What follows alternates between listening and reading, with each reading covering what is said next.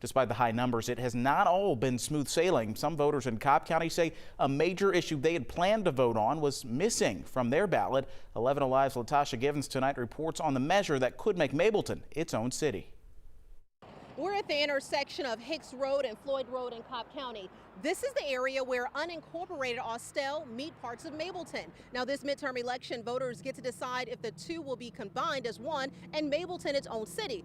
But that question was left off of some ballots, leaving some voters to believe it was done intentionally to skew the outcome. I was waiting to see that particular question on my ballot, and it was not on there. Nancy Weber was just one click away from finalizing her ballot when she realized one of the main issues she wanted to vote on was missing. This question, seen here on the sample ballot, would determine if Mableton, an unincorporated part of Cobb County, would become a city.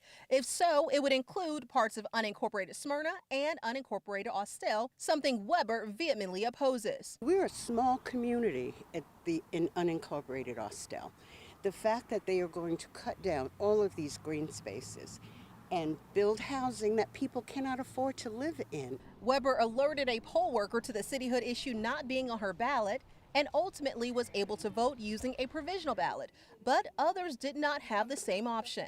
Some of the seniors that I bring with me to vote, one person had it on their ballot and she lives right across the street from me, but the other people who I was with did not have it on their ballot, so they had to do a provisional ballot also. Cobb County elections officials tell 11 Alive the area in question had been redistricted recently, so the boundary shifted, and that caused some confusion.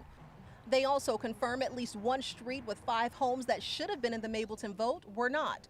Weber believes there are even more. And that worries me because when I got back to my subdivision, I'd say 7 out of the 12 people I spoke with, either it wasn't on their ballot but they voted anyway, or they just didn't see it. Several residents complained about the same thing, as seen in these posts on the Nextdoor app.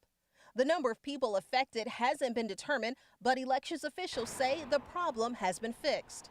And I'm not going to point fingers at anyone, but we have a right to say yes or no to what happens to our community. And don't short sheet anyone. It's just not right. In Cobb County, Latasha Givens, 11 Alive News.